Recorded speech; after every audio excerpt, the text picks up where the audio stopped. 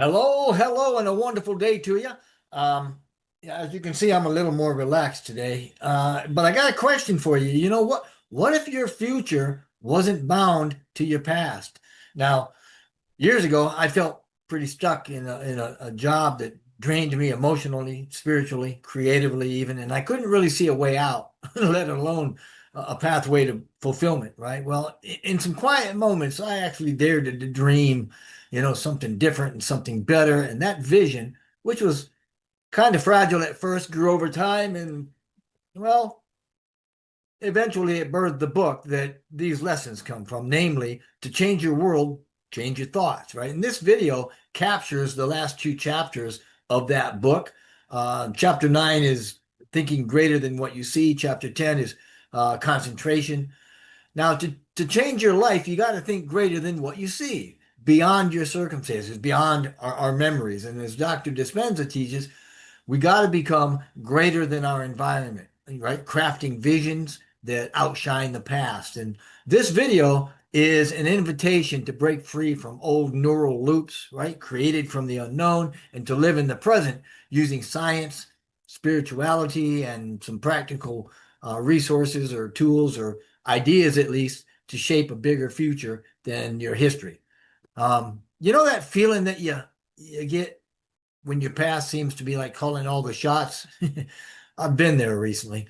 It's like you're replaying old doubts and stuff, like life shouldn't be this hard, or oh, I'll never get ahead, or like Eeyore says, it'll never happen, that kind of thing.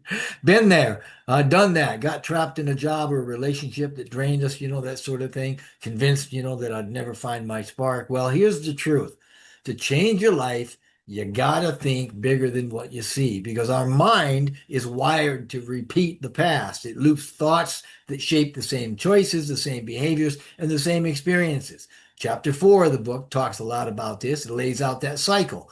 Buddhist teachings tell us, warn us rather, that clinging to these patterns trap us in suffering. And Proverbs 23:7 actually echoes this by saying, as a man thinks in his heart, so is he. We all probably heard of Nelson Mandela. He broke that loop for himself. I mean, man lived in a cell for 27 years. He could have, right? He could have stayed pretty bitter, but instead he kept imagining a free South Africa. Now that thought seed, if you will, grew into actions. Those actions gave him experiences and emotions, and then all served to change history. Now, it might feel like our environment screams at us, stay safe, don't do that, That's actually our subconscious. And as explained in the emotional addiction section of chapter 4, um, it can lead us down some pretty tough pathways. But questioning those thoughts that we have, the I'm not enough or it'll never happen for me, opens the door to possibility. And that's what I did. And of course, those thoughts led to, I mean, obviously this book and a whole lot of other books and a whole lot of other things, and a journey that was pretty exciting, albeit everything for a season. Now, heart math research also shows that new thoughts boost heart brain coherence. And that kind of clears the fog. It gives us some clarity so we can start thinking beyond our limits today and start creating from the unknown. Now, to do this, we got a vision scape in a sense, right? We got to create a vision in the present tense. Steve Jobs, we all know about him, right? He didn't wait for Apple's success. He saw it real as now, fueling his own innovation. Creating from the unknown simply means that we're feeling our future as if it's real today, as if. That's key, right? It's faith, the substance of things hoped for, the evidence of not things not seen. Substance of things hoped for, right, quote unquote, suggests that faith isn't just wishful thinking, it's a tangible inner conviction. Um, it's the energetic blueprint, if you will, of what you're hoping for, even before it shows up in our reality. In modern terms, it's like emotionally experiencing your vision as real before it actually shows up or manifests. Now, evidence of not seen, that means faith acts like proof, right? It's evidence. Think of a court of law, evidence, it's proof.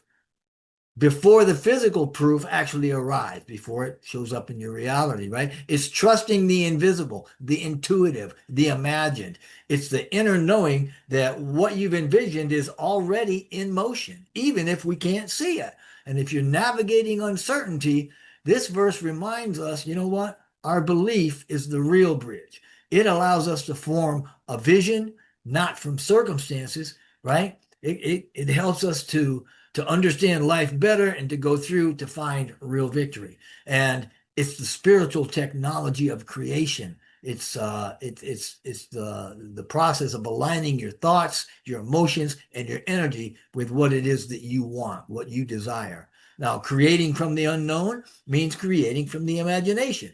I probably said that, but I'll say it again. And that's where our new futures are born. Unlike past memories, which fire known neural networks, right?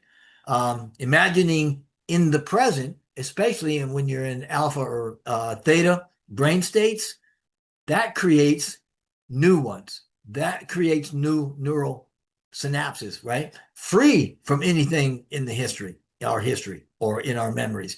In these states, what we see and feel inside is more real than what's on the external, on the outside. And this is where we predict our future, not by planning how, but by feeling it now. Abraham Hicks teaches that alignment with your desires vibration brings it closer, draws it closer to us. Rumi, he was a Persian philosophist and poet, I believe in the 13th century. He said that beyond ideas of wrongdoing and right doing, there's a field.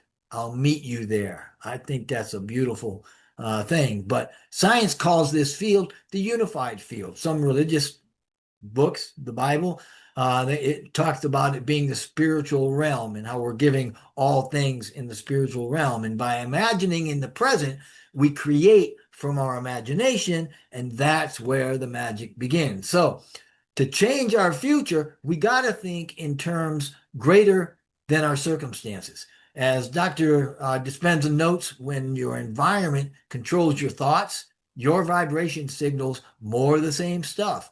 Bashar's mantra, where he says circumstances don't matter, only state of being matters, empowers us to rise above the visible simply by changing our inner state of being. And I'm not talking about putting on a few pounds or something. I'm talking about shifting our vibration, our energy, our frequency to a higher one, to a higher energy. And we do this by feeling love, gratitude, and compassion. And these are very high vibration emotions. Um, by this, I mean, let's feel vibration for our vision that we have as if it's real right now.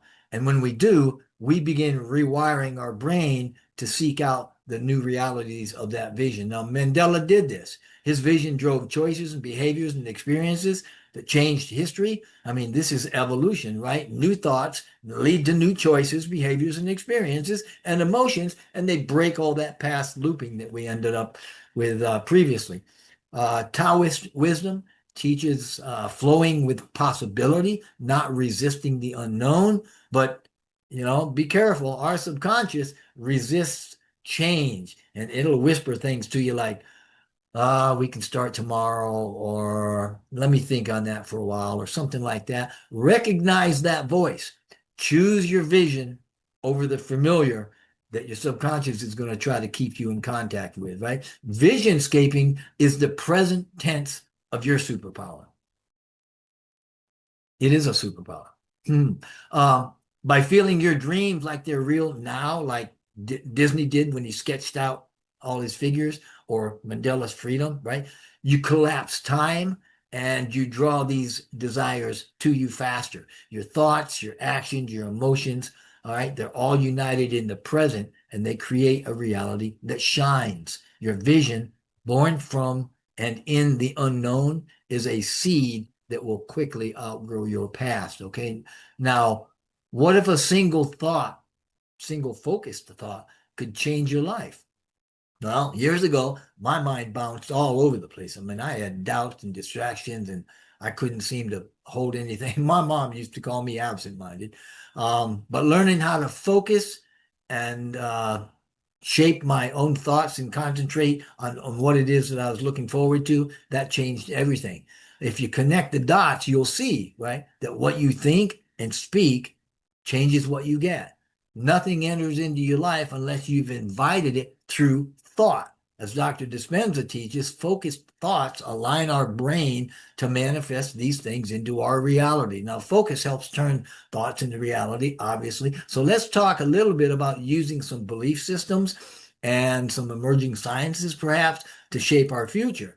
Because even if we've ever felt like, our mind is bouncing around like a pinball, I know I have, learning to focus will help you with all of that. Focused thoughts kind of act like a light showing you the way, and they kind of shape your future like a laser carving out a path in front of you, right? Concentration, focus, being able to focus or concentrate is also a superpower, right? It sharpens your thoughts, it drives your choices, it helps with your behaviors and your experiences, all these things as a result of focus. Now, your focused mind merges the thought and emotion, and that sends a clear miracle manifesting vibration right straight out into the quantum field. Neuroscience will back this up, saying that sustained focus strengthens neural pathways, making thoughts more vivid and actionable. Buddhist mindfulness teaches that a calm, centered mind unlocks possibilities. Focus is the sunlight nurturing your thought seeds, okay? And in our tech saturated world, information floods us, I mean, from every direction every day. And while it might be rather stimulating, it scatters our focus, it muddies up our clarity, if you will. Research shows, again, multitasking, which a lot of folks do with these, doom scrolling, as I call it, um, shows that multitasking is a myth. The brain can only focus on one task at the time. Narrow focus brings depth with what you're doing. Einstein exemplified this, right? He developed the relativity or the theory of relativity, excuse me, as he concentrated on a single problem, right? He ignored distractions. And his cue, which was quiet study, led to a routine of thought experiments, and that led to a rewarding insights that shaped modern physics. Now, Taoist wisdom had come up with and talked about the focus being like a still lake, reflecting truth clearly. Now, when you intentionally focus on a positive thought in the present moment, you break free from the autopilot habits we're so prone to, and we start rewiring our subconscious. But scattered thoughts dilute the intention, right? And they leave us stuck in kind of in murky waters, if you will. Concentration or focus on our goal with joy helps us align with the quantum field so that we manifest faster. Now, again, neuroscience shows focus strengthens neural impulses, while gratitude amplifies the heart's pull, right? That magnetic pull the heart has. And Bashar's state of being philosophy teaches that our vibration gets things done quicker, faster. Um, Concentration turns thoughts into intentions with purpose. I could say it that way. And by focusing you or your thoughts, right? You can build a mental matrix, as it were, that's filled with emotion and imagination. Your body then releases chemicals, creating vivid sensory experiences, and everything that exists all began as a thought. So, you can probably have fun with that. As Abraham Hicks teaches, your focus draws your reality. So, think about that. Pour some ambition and desire into your focus because without them, thoughts really do lack power. And with them, there's nothing that can stop you. I know this was quick, but I really hope you enjoyed it. I appreciate you listening to me. And I pray that you would have blessing and blessing and blessing. Thanks. Bye.